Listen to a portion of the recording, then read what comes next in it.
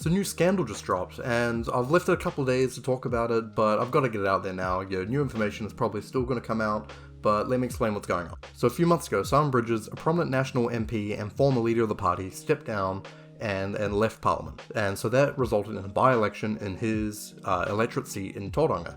Now, Tauranga is a very right-wing electorate.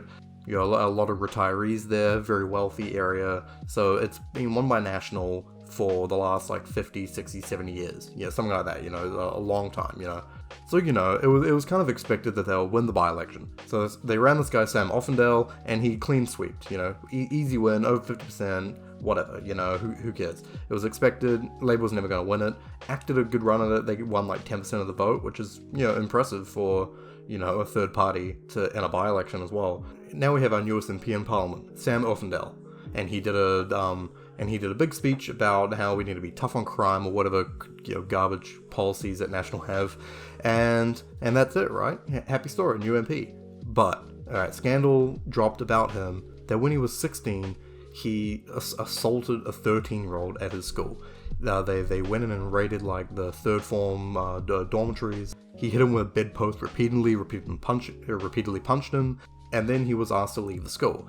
A violent assault and then just asked to leave the school, that's because he went to King's College, one of the most wealthy schools in the country. One of the most wealthy and prestigious high schools in the country. That's why he got away with it. National talks about, holding people to account for crimes, and then, the wealthy and the privileged get off. That's how it goes. And, if he was Māori, if he was Pacifica, if he was from a Decile 1 school, there would be a different conversation here. That's pretty factual, right? People don't just get let off. The police would have been called, all that stuff. But what? He got let off. Nothing happened. And so that's come out. And people are like, oh, that's kind of cringe. But also, 22 years ago, who really cares? At the end of the day, he was a high schooler. Maybe he's grown from it. Maybe he's a better person. But, it made the rounds. He had to go apologize to people. And so he went out and he said he actually apologized to the person that he assaulted years, he apologized years later. That's great. Great job. But he did it very recently, before running for Parliament, seeming to try to get on top of the scandal beforehand.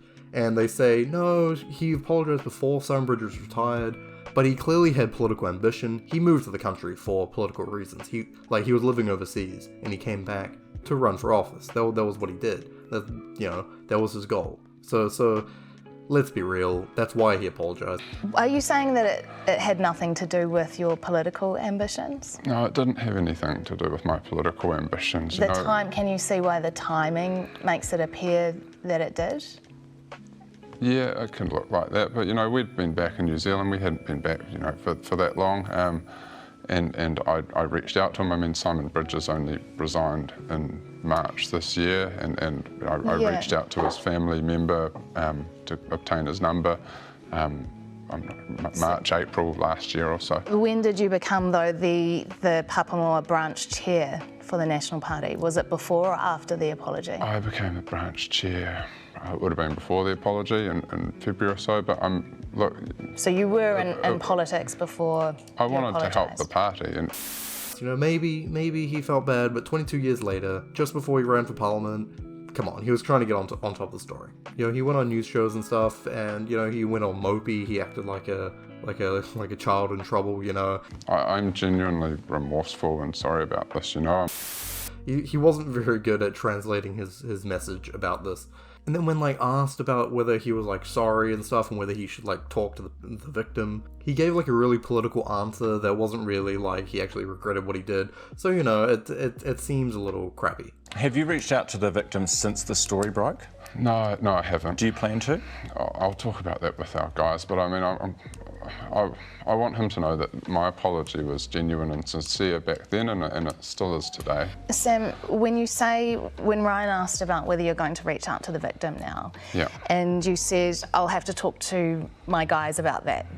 I would love to reach out to the Well, victim. can you see when you say I'll have to ask the party about that, that makes it come across like this is a political decision for you. It's not actually a personal decision on whether to reach out to him. But whatever, one instance, it's going to blow over, right? Well, more instances have come out.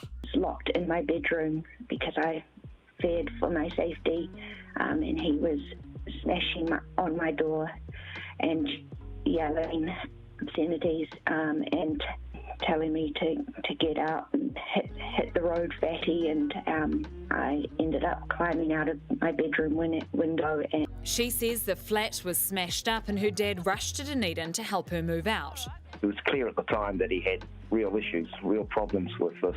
He was out of control. Listening to his maiden speech in Parliament, he talks about lack of accountability and a sense of impunity. I think that's so hypocritical. Cringe, right? There was articles about his disgusting rental property that he lived at that were from years back. That was that was covered in mold and broken crap. Real disgusting. Something that National cares about, right? Looking after landlords' property. They care about that, right? And they had coat racks full of women's underwear. Gross. Toxic masculinity, whatever, right? Kind of crappy, he seems like a crappy guy. I don't know, and should that be held against an MP? I don't know, like I believe people should vote on policy, right? But let's be real, Conservatives cared when, say, Len Brown was cheating on his wife, right? The mayor of Auckland, and was cheating on his wife. They said, no, this is, it's about integrity, it's about how you are personally, it's more about policy. So, maybe be consistent, that's the whole thing. So he's been stood down at the moment from the party as they investigate these new allegations. He wasn't stepped down after the first allegation, after the first scandal of him beating up the 13-year-old kid. It was about, they stood him down after the new allegations of him at university, and because, the National cannot let go about you trashing a landlord's house. So we'll have to see. We'll see if he can survive this scandal. Because, I think National's polling really well at the moment. If the election was today, they would win the election, and they love that, right? They're beating Labour, and they want to have that be the story. They don't want to be talking about their crappy MPs and their histories. They definitely don't want to talk about the selection committee for this person. Because it's come out that they knew. They knew about the first instance. They knew about the fact that he beat up a 13-year-old kid. And who was on that selection committee? Someone like Judith Collins, and there's a list of MPs that were on the selection committee that knew about this and thought, let's not tell the Tauranga voters. Let's keep it to ourselves. Let's keep it under wraps and get him elected. This seems like maybe something you should get ahead of. I disclosed it all fully to the board. To the board, did Christopher Luxon... To the pre-selection committee, sorry, not the board. And did Christopher Luxon know about this? I don't. In the selection process? Well, Christopher wasn't on the pre-selection committee, so I'm not. So the leader of the National Party. I'm not aware that he was aware of it. He was asked in a debate what was his most biggest regret, and he said something crappy like, "Oh, I wish I moved to New Zealand quicker" or something. Is that a bigger regret than this? No, obviously not. He was lying. He was keeping under wraps to lie to the voters. These are the types of things that need to come out and you need to tell people. Especially if you want to be a law and order candidate, like he says he wants to be. If he wants to push, criminal liabilities. If he wants to talk about things like punishing children who are doing ram raids at the moment. And yet, he arguably did worse. Yeah, there's a big problem there with youth crime, and I see it when I walk around town through the bus street here in the city, and it is a little bit frightening. And I'm a big guy as well, so it's off-putting, I imagine, for pretty much everyone in society.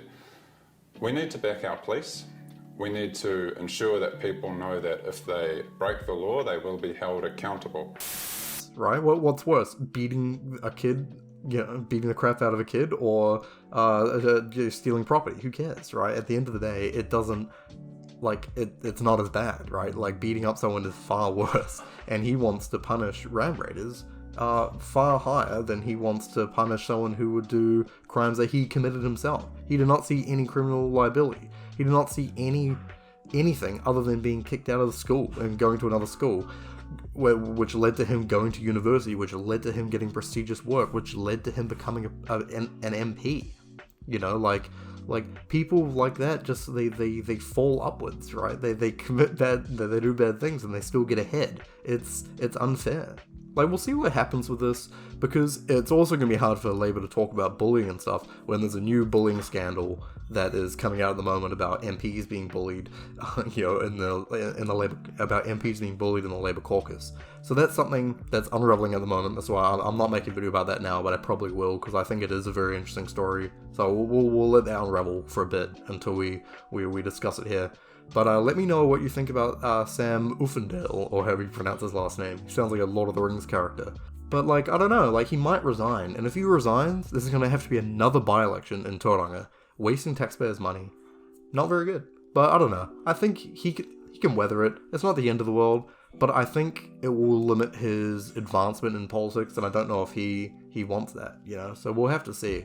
We'll have to see what he wants. At the end of the day, if he doesn't get fired from the National Caucus, he can just chill, and hang out. And even if he does, he can still keep his seat because he's a electorate MP. He could stay as an independent like Jamie Lee Ross did if he really wants. I don't know if you would though. Why would you bother? I guess, keeping your paycheck, right?